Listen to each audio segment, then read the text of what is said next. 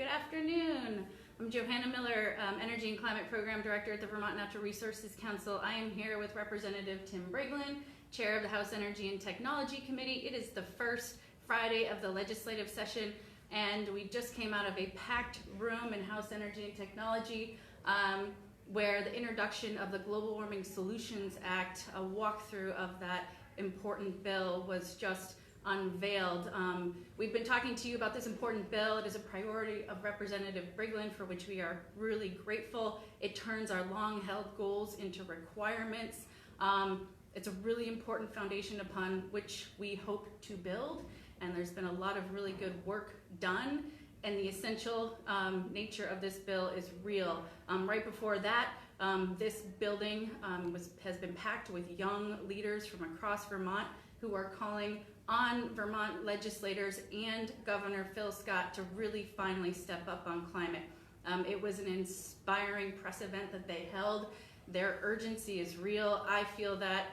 I know many of you feel that, and it is with gratitude that Representative Briglin has brought along 86 other members of the House. I think we have 88 now. 88 members as co-sponsors of the Global Warming Solutions Act. Tell us a little bit about it and what you hope for this session. Sure, I'll give you a quick high level.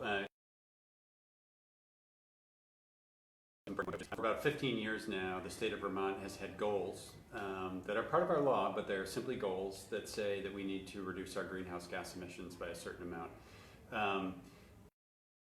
Legislature for the past 15 years pursued those goals in earnest. We really haven't had a policy as a state, a plan that allows us to get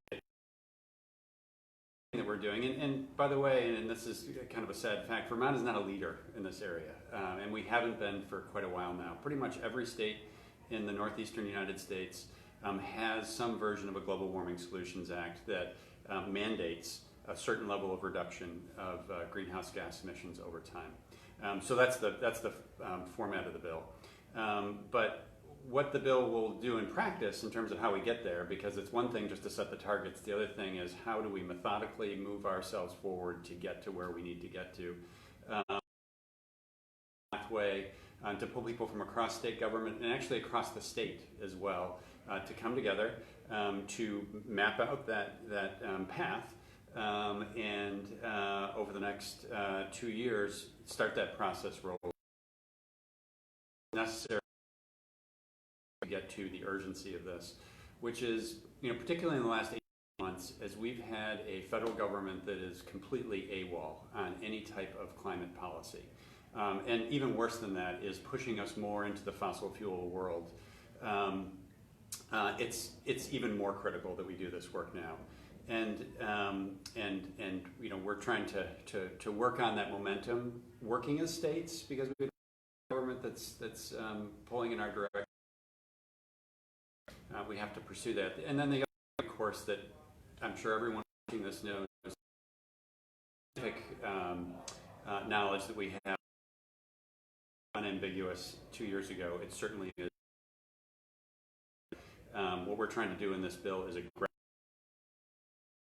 and with 88 co-sponsors, which is an extraordinary amount in the House, we're hopeful we can push this bill as quickly as possible through. And we are hopeful too, and it's going to require your help and the single Vermonter who understands the implications of doing far too long.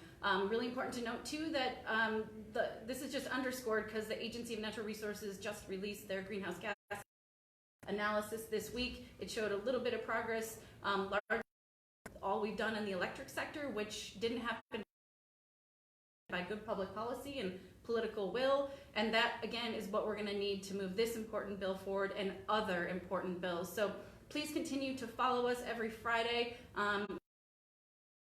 It's #ActOnClimateVT. You can information about the Global Warming Solutions Act, as well as our 3 other important priorities: 100% renewable electricity standard, the evolution of our efficiency utilities to focus on carbon pollution reduction, participating in a regional equitable transportation and climate initiative. So we have a big aggressive agenda. The youth underscored why gratitude for leaders like Representative Briglin who understand and are partnering with us in that, but it's going to take a lot of work. So what you can do today in the absence of a